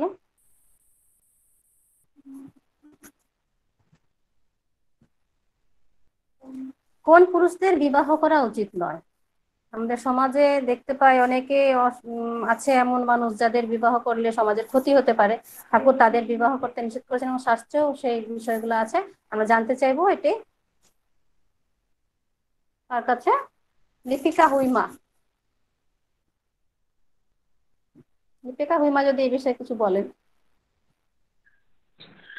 আমি কি বলবো, কোন পুরুষদের বিবাহ করা উচিত না, মেন কথা হচ্ছে যে পুরুষরা আদর্শ নিষ্ঠভাবে চলবেন না, যে পুরুষদের মানে মহিলাদের প্রতি যে ভাবটা, মানে মহিলাদের প্রতি আকৃষ্ট ভাবটা যে পুরুষের বেশি থাকবে, সেই পুরুষদের বিবাহ করা কিন্তু উচিত না। এটা আমার মতে আর কি, যেটা আমি বুঝেছি, যে পুরুষ চলবে আদর্শ নিষ্ঠ হয়ে, নারী চলবে তার পিছনে পিছনে। তা যে পুরুষের আদর্শ থাকবে না, যার ভিতরে কোনো মানে কেন্দ্র যার থাকবে না, যার কোনো সেন্টার থাকবে না, ইষ্টতা থাকবে না, সে কি করে তার পরিবারকে সুন্দরভাবে সংযতভাবে এগিয়ে নিয়ে যাবে? তাই সেই পুরুষের যার কোনো আদর্শ নেই, মূল হচ্ছে যার কোনো আদর্শ নেই, সেই পুরুষের বিবাহ করাই উচিত না। বিবাহ করাই উচিত না, কারণ তার দ্বারা যারা সন্তান আসবে পৃথিবীতে, কখনোই ভালো সন্তান আসতে পারে না। কারণ ঠাকুরও বলেছেন তাই, পুরুষ যত আদর্শমুখী চলনায় চলবে এবং তাকে কেন্দ্র করে যারা পরবর্তী সংসারে আসবেন, স্ত্রী হোক সন্তান হোক, তারাও আদর্শনিষ্ঠ হয়ে চলবেন। আর পুরুষ যদি তার ভিতরে যদি কোনো আদর্শ না থাকে, সেই পুরুষের দ্বারা যে সংসারটা আসবে, পুরো সংসারটাই ব্যর্থতা পর্যবসিত হবে। সেই জন্য আদর্শহীন পুরুষের বিবাহ করাই উচিত না, এটুকুই আমার কথা। জয় গুরু। হ্যাঁ, জয়গুরু মা, খুব সুন্দর বললেন। আদর্শহীন পুরুষ এবং যাদের পুরুষত্বহীন পুরুষ, এবং ঠাকুর বলেছেন আরেকটা প্রতিলোমজ সন্তান যারা, তাদেরও বিবাহ করতে নিষেধ করা আছে, কারণ প্রতিলোমটা সমাজের অনেকটাই ক্ষতি করে। না, প্রতিলোমে তো হবেই না, প্রতিলোমে তো ঠাকুর নাই বলেছেন, বিশেষ করে মানে কি বলে, যে শূদ্র পিতার ঔরসে যদি ব্রাহ্মণ মায়ের সন্তান হয়, সেক্ষেত্রে ঠাকুর কমপ্লিটলি বলেই দিয়েছেন যে বিবাহ যাতে না হয়। হ্যাঁ, এমনকি জনমক্রিয়া পর্যন্ত সেখানে বন্ধ রাখার কথা বলা হয়েছে, সেটা তো চলবেই না। আর এটা আমি সাধারণ আর কি পুরুষের ক্ষেত্রেই কথাটা বললাম। আর যে সমস্ত পুরুষের পুরুষত্ব থাকবে না, সে তো বিবাহ করবেই না। জয়গুরু। জয়গুরু। এই বিষয়ে বিপ্রের অনুলোমজাত যেসব আছে, যে বর্ণগুলো আছে, অনুলোমজাত যে বর্ণগুলো, সেই সাহিত্য দাও। বিপ্রের ক্ষত্রিয়জাত সন্তানদের বলা হয় মূর্ধাভিষিক্ত বিপ্র, বিপ্রের বৈশ্যজাত সন্তানরা হচ্ছে অম্বষ্ঠ বিপ্র, বিপ্রের শূদ্রজাত সন্তানরা হচ্ছে পারস্য বিপ্র, ক্ষত্রিয়ের বৈশ্যজাত সন্তানরা হচ্ছে মাহিষ্য, ক্ষত্রিয়ের শূদ্রজাত সন্তানরা হচ্ছে উগ্র ক্ষত্রিয়, এবং বৈশ্যের শূদ্রজাত সন্তানরা হচ্ছে করণ। এরকম আরো আছে, তো ওটা আমরা নিতে পারিনি। তো এই যে যেগুলো সংকর বর্ণ হয়ে গেল আর কি, তাদেরকে হচ্ছে তারা সেই রকম ফ্যামিলিতে বিয়ে করবে, মূর্ধাভিষিক্ত, অম্বষ্ঠ অম্বষ্ঠ, পারশব পারশব। পারশব মানে হচ্ছে যারা পারশব বিপ্র বলা হয়, নমশূদ্র বলি যাদের আমরা বিশেষ করে, এসবগুলো যদি অন্য কোনো বর্ণে বিবাহ করে তখন কিন্তু সেটা প্রতিলোম হয়ে যাবে। কারণ এদের যে পারশব বিপ্র যেটা বলছি নমশূদ্র, এরা যদি এদের ছেলে কিংবা মেয়ে যদি অন্য কোনো বর্ণে, কারণ এদের মধ্যে ব্রাহ্মণের রক্ত রয়েছে, সূর্যের রক্ত রয়েছে, এদের মেয়েরা যদি বৈশ্য বর্ণে কি ক্ষত্রিয় বর্ণে বিবাহ করে মেয়েরা, তখন কিন্তু ব্রাহ্মণের রক্ত থাকার জন্য তাদের কিন্তু সেটা প্রতিলোম হয়ে যাবে। আবার পারশব বিপ্রের ছেলে যদি অন্য কোনো বর্ণে বিয়ে করে, তার মধ্যে শূদ্রের রক্ত রয়েছে যেহেতু, সেটা প্রতিলোম হয়ে যাবে। এই জন্য যেগুলো সংকর জাতি তৈরি হয়েছে, এইগুলো কিন্তু নিজেদের মধ্যে বিবাহ ঠিক করা দরকার। এটুকু ছিল। আর কোনো প্রশ্ন ছিল? এরপর একটা প্রশ্ন ছিল, বিবাহের পর পিতৃকুল ও শ্বশুরকুলে উদ্বর্ধন কি বধূর একার দায়িত্ব? আমরা একটা নতুন মা বলবেন বলেছিলেন, আলপনা বিশ্বাস মা আছেন? হ্যাঁ আছি, জয়গুরু। হ্যাঁ বলুন। পরম দয়াল পরম প্রেমময় শ্রী শ্রী ঠাকুরের রাতুল চরণে শতকোটি প্রণাম জানাই ঠাকুর পরিবারের প্রত্যেক সদস্যকে। বিবাহ প্রসঙ্গে বলতে গিয়ে শ্রী শ্রী ঠাকুর বলেছেন, উদ্বোধন ও সুপ্রজনন এই হলো বিবাহের মূল কথা। উদ্বোধন কথার অর্থ উন্নতির পথে অগ্রসরণ এবং সুপ্রজনন কথার অর্থ সুসন্তানের জন্ম দেওয়া। শ্রী শ্রী ঠাকুর একটি ছড়ার মাধ্যমে বলেছেন, উদ্বর্ধন আর সুপ্রজনন এই হলো বিয়ের মূল, যেমন তেমন বিয়ে করে করিস না তো ভুল। অর্থাৎ শ্রী শ্রী ঠাকুর বলতে চেয়েছেন, উন্নতির পথে চলার জন্য এবং সুসন্তান লাভ করার জন্যই বিবাহ, আর এই বিবাহ হতে হবে স্ববর্ণে। এখানে স্বামীর বংশ কৌলিন্য অবশ্যই থাকা চাই। এমন সুবিবাহে সংসারে আসে পিতার মাধ্যমে সংস্কার, যা সেই পিতা পেয়ে থাকে তার পিতার নিকট থেকে। আদর্শ সুন্দর একটি পারিবারিক জীবন গড়ে তুলতে গেলে প্রথমেই যেটি চাই তা হলো পরিবারের সকল গুরুজনদের প্রতি, বিশেষ করে মাতা ও পিতাকে সন্তানের আন্তরিক ভক্তি ও সেই সঙ্গে ইষ্টের প্রতি গভীর ভালোবাসা চাই। আর স্থির চাই স্বামীর প্রতি ভক্তি ও স্বামীর পিতামাতার প্রতি হৃদ্য ভক্তি। অপরদিকে স্বামীকেও হতে হবে ইষ্টপ্রাণ ও শ্রেয়মুখী। এমন পরিবারে যে সন্তান জন্মগ্রহণ করবে সে শুভ সংস্কার নিয়েই ভূমিষ্ঠ হবে। এমন সন্তানের মাতৃভক্তি, পিতৃভক্তি, গুরুজন ভক্তি ও ইষ্টনিষ্ঠ থাকবেই। আর এমন সন্তানের আবির্ভাব সেই পরিবারেই ঘটবে যেখানে সেই সন্তানের মাতা ও পিতার সুবিবাহ হয়েছে। নারীর নীতি গ্রন্থেও শ্রী শ্রী ঠাকুর বিবাহ সম্বন্ধে বলতে গিয়ে বলেছেন, বিবাহ মানুষের প্রধান দুটি কামনাকেই পরিপূরণ করে। তার একটি উদ্বর্ধন, অন্যটি সুপ্রজনন। সাবধান, বিবাহকে খেলনা ভাবিও না, যাহাতে তোমার জীবন ও জনন জড়িত। সুবিবাহের কথা বলতে গিয়ে শ্রী শ্রী ঠাকুর আরো কিছু কথা বলেছেন। তিনি বলেছেন, স্বামী যাতে তার মনোবৃত্তানুসারিণী অর্থাৎ তার মনের মতো স্ত্রী পায় সেটা দেখতে হবে, আর তার জন্য চায় সুসঙ্গত বিবাহ। বরের কুলকৃষ্টি ও প্রকৃতি কন্যার কুলকৃষ্টি ও প্রকৃতির পরিপূরণই হবে, আবার কন্যার কুলকৃষ্টি ও প্রকৃতি হবে বরের কুলকৃষ্টি ও প্রকৃতির পরিপোষণী। এমন মেয়েরাই স্বামীর সংসারকে একান্তভাবে নিজের ভেবে তাকে সার্থক করে তোলে। বাপের বাড়ি থেকে এসব শিক্ষা মেয়েদের নিয়ে আসা প্রয়োজন। স্বামীর ঘরে এসে যথার্থই স্ত্রী যদি স্বামীর প্রতি ভক্তিপ্রবণ হয় আর স্বামী যথার্থই ইষ্টনিষ্ঠ আদর্শবান হন, তাহলে সে সংসার সুখে স্বর্গ হয়ে ওঠে এবং সেখানে দেবশিশু না এসেই পারে না। তাই সর্বশেষে বলি, বিবাহের পর পিতৃকুল ও শ্বশুরকুলের উদ্বর্ধনে যেমন বধূর ভূমিকা রয়েছে, তেমনি স্বামী ও তার পরিবারের সকলের সাহায্য যথেষ্ট ভূমিকা থাকা দরকার। এই বলে সবাইকে জয়গুরু জানিয়ে আমি আমার জয়গুরু। খুব সুন্দরভাবে গুছিয়ে বললেন মা। এবার আমরা শেষের দিকে চলে এসেছি, আমাদের প্রশ্ন মোটামুটি শেষের দিকে। প্রশ্ন তো কোনোদিন শেষ হতেই পারে না, ঠাকুর যা দিয়ে গেছেন আমাদের, যে আমাদের মানব জীবনের সমস্যার কোনো শেষ নেই। হ্যালো, হ্যাঁ বলুন।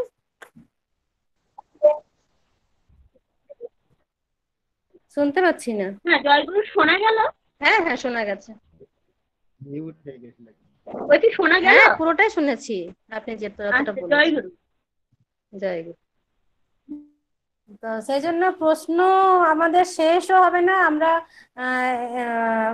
সবাইকে অনুরোধ করব নারীর নীতি, দেবী সূক্ত এবং ঠাকুরের যে নীতিবিধি সেগুলো বাস্তবে জীবনে পরিপালন করা। সেগুলো পরিপালন করলে ঠাকুর আমাদের নিয়ন্ত্রণ করবেন। তার হাতে নিজের নিয়ন্ত্রণটা যখনই ছেড়ে দেব, তখনই কিন্তু আমরা মহামঙ্গলের অধিকারী হতে পারি।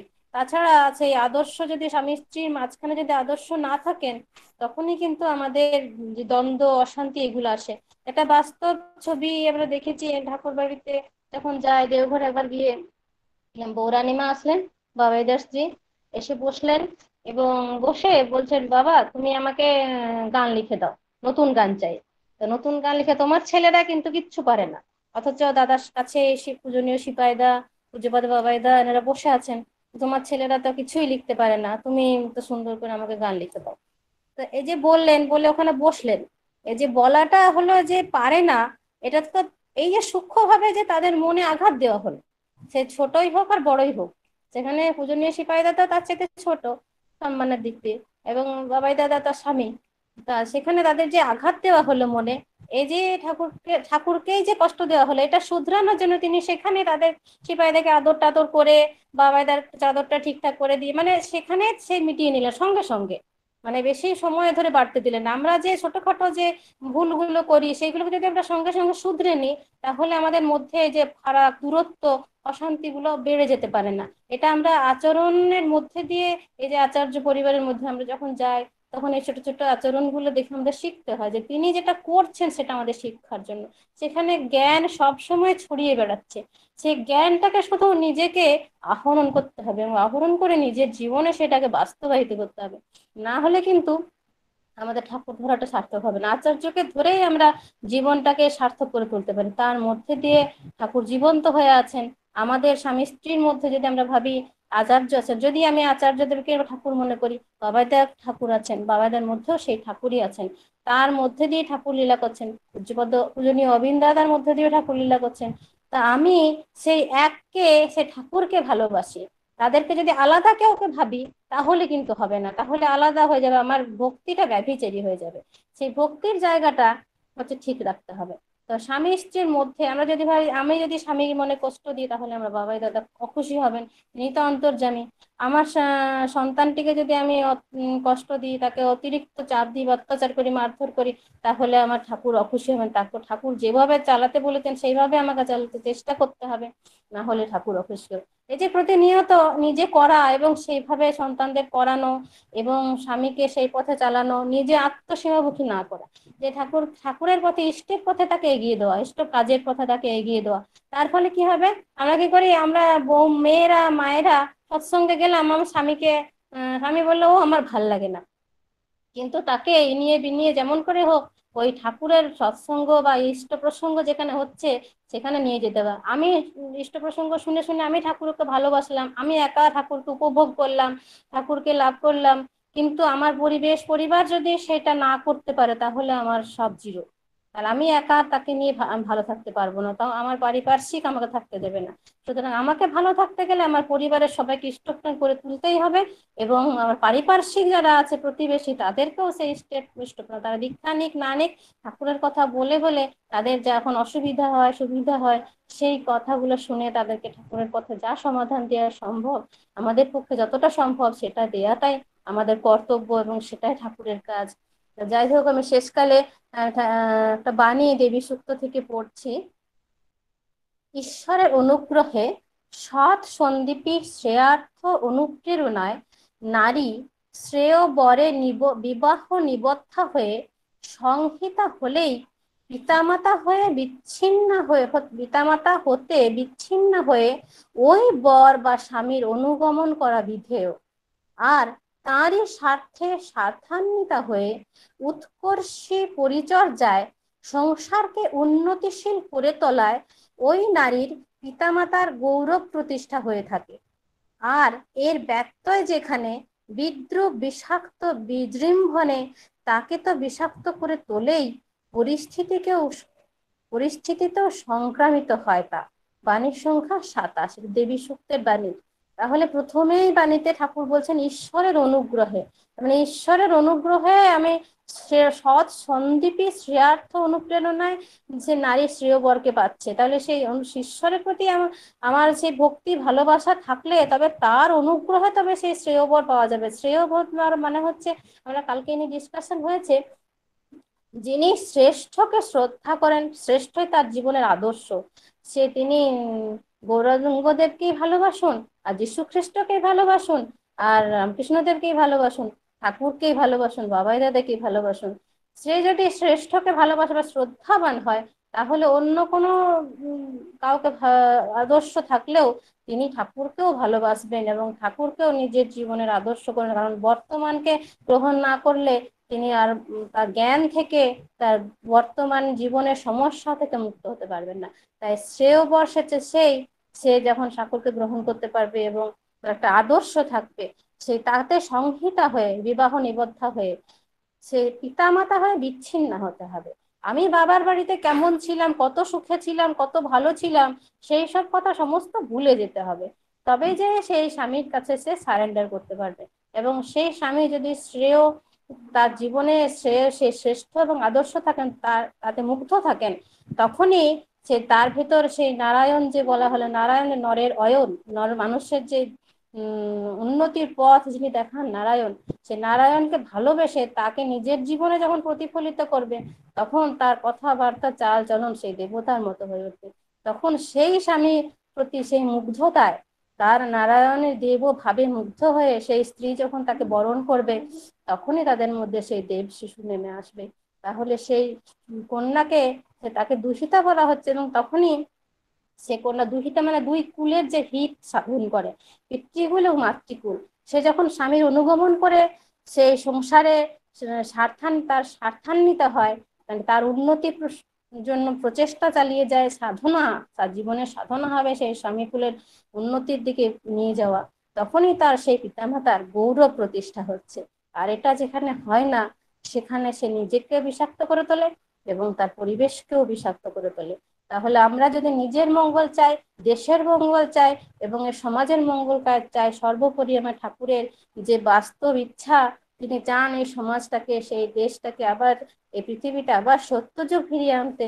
সেই যুগে ফিরে যেতে গেলে আমাদের প্রতিটি মাকে নিজেদের আচরণ করে সন্তানদেরকে তারাও যে ঠাকুর, তোমারও ঠাকুর, তুমি তোমার মতো করে তার সেবা করো এবং আমরা ঠাকুরের পথে চলেছি, এটা ভালো করে বুঝিয়ে দিতে হবে যে তাকে ছাড়া আমরা ভালো থাকতে পারবো না। সামনে যে কঠিন দিন আসছে, সেই কঠিন দিনের মোকাবেলা, মানুষের প্রত্যেকের জীবনে কঠিন সময় একটা থাকে, সেই সময় মোকাবেলা করতে নিজের সাধনাটাকে ঠিক রাখতে হবে, নিজের গোড়াটাকে, আদর্শটাকে ঠিক রাখতে হবে। আদর্শে মুগ্ধ থাকলে তবেই তিনি আমাকে সেই মঙ্গলটা দিতে পারবেন। জয় গুরু। আমি আর বেশি কিছু বলবো না, এবার আমি সমাপ্তি সঙ্গীত শুনবো, তারপর সেই চক্রবর্তী মার কণ্ঠে, তারপর আমরা শেষ করবো আজকে অনুষ্ঠান। তাপসী। জয় গুরু। জয় গুরু। আমি যে সঙ্গীতটি পরিবেশন করছি তার কথা এবং সুর লিখেছেন পরম পূজ্যপাদ আচার্যদেব শ্রী শ্রী দাদা। পরম পূজ্যপাদ আচার্যদেব শ্রী শ্রী দাদা খুব কম গানেরই সুর দিয়েছেন, তো তার মধ্যে এই একটা গান পরিবেশনের চেষ্টা করছি।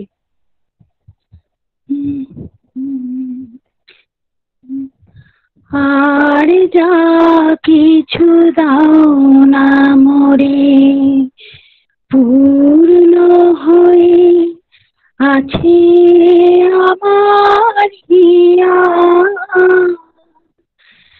আর যা কিছু দাও না মোরে পূর্ণ হয়ে আছে আমার হিয়া, আর যা কিছু দাও না মোরে মোর ভুবন মরুতে যায় যদি যাক ভরে, মোর ভুবন মরুতে যায় যদি যাক ভরে, শুধু পরাণে আমার থেকো গো মরমিয়া, আর যা কিছু দাও না মোরে। চিত্ত মাঝারে রহিয়া পূর্ণ করে, যদি চাও মরে দেখিও দহন করে। চিত্ত মাঝারে রহিয়া পূর্ণ করে, যদি চাও মরে দেখিও দহন করে।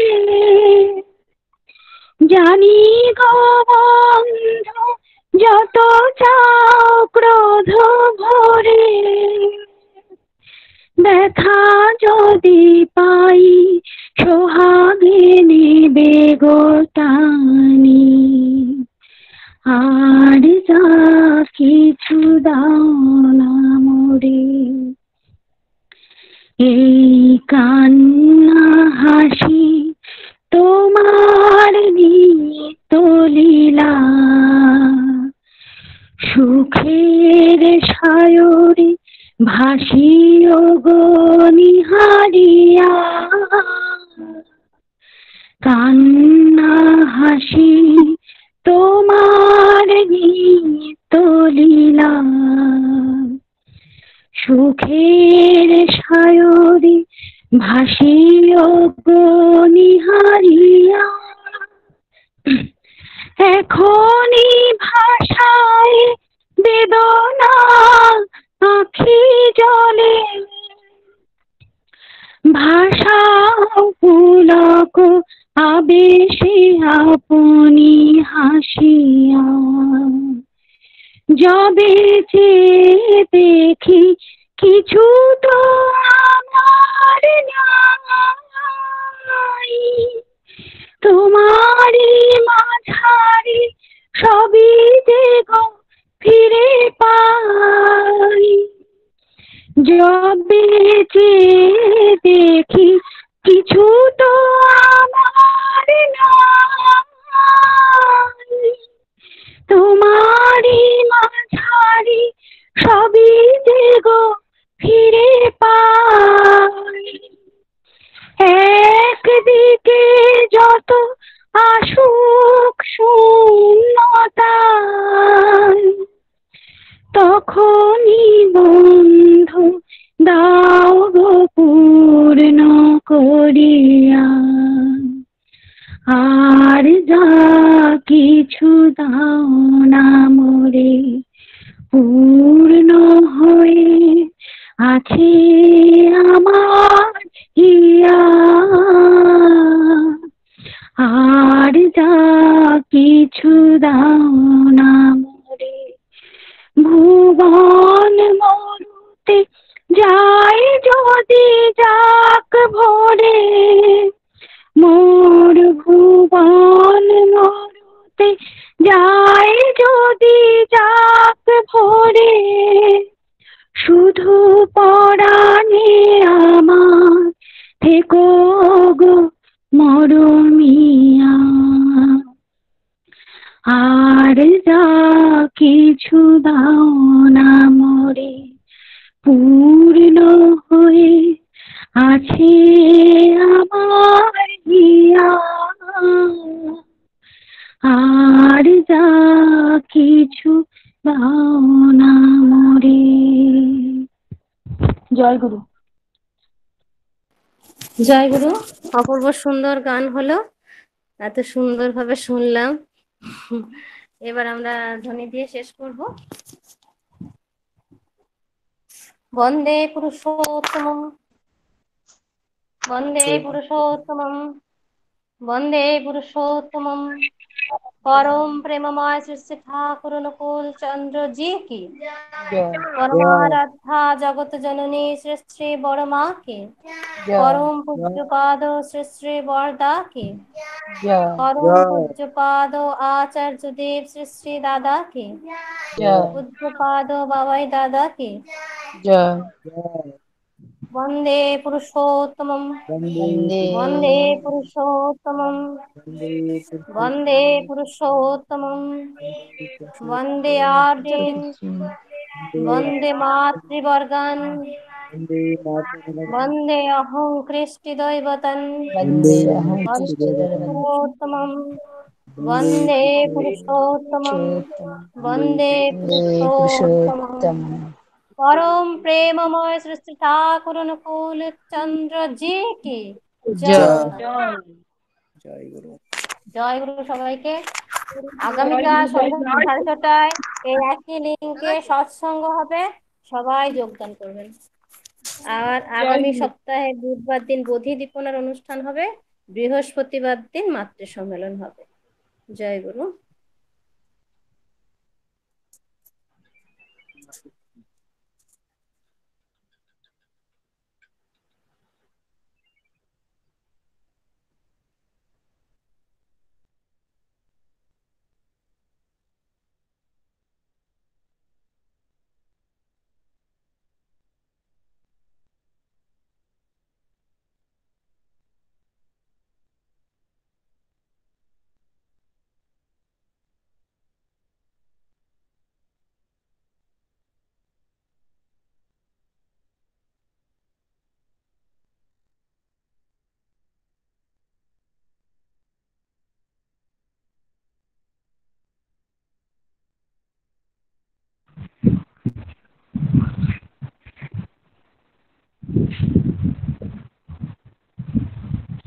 জয় গুরু মা।